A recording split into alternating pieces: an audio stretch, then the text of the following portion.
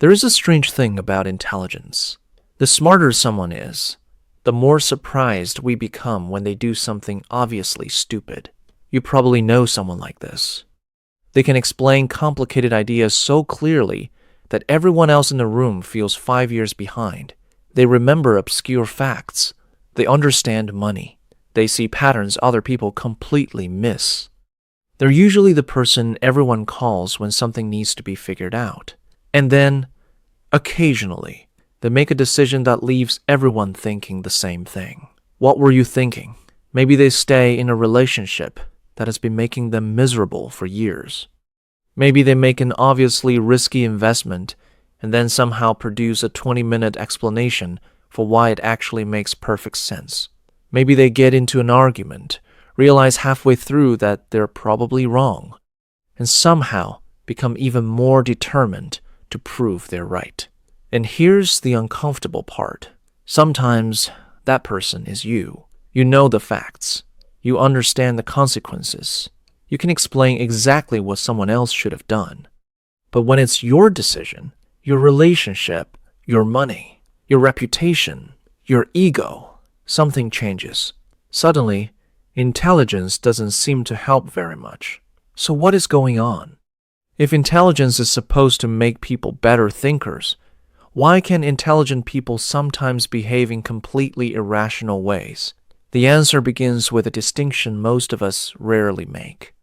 Being intelligent and being rational are not exactly the same thing.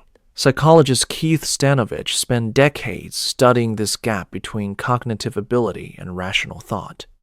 He used the term dysrationalia to describe the possibility of failing to think or behave rationally despite having adequate intelligence.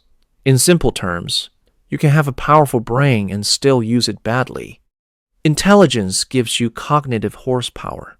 You can process information, recognize patterns, remember evidence, connect complicated ideas, build sophisticated arguments. But none of that guarantees that you're using those abilities to discover the truth. Sometimes you're using them to protect something else. And that's where intelligence becomes interesting. Imagine a friend who hates their job. Everyone can see they're exhausted. Their mood is getting worse. Their relationships are suffering. Someone finally tells them, "You should leave." But instead of considering it, they produce an incredibly sophisticated argument. They explain the salary, the economy, their career trajectory, the timing, the risks, the long-term benefits. Every individual argument sounds reasonable. And that's exactly what makes the situation confusing. Because the problem isn't necessarily that their arguments are stupid. The arguments may have been constructed after the emotional decision was already made. The brain chose a direction. Then intelligence was invited into the room to write the legal defense. And this is one of the strangest things about being intelligent. You may not always be better at avoiding mistakes. You may simply be better at explaining your mistakes. Research on the bias blind spot makes this even more uncomfortable. People can recognize cognitive biases in other people while failing to recognize the same biases in themselves. And cognitive sophistication doesn't automatically eliminate that problem. Think about what that means. Knowing about confirmation bias doesn't make you immune to confirmation bias. Knowing about overconfidence doesn't make you immune to overconfidence. Being able to identify irrational thinking in someone else doesn't guarantee that you can identify it in yourself. Sometimes intelligence simply gives you more explanations. Imagine two people making the same bad decision. The first says, "I don't know. I just don't want to change."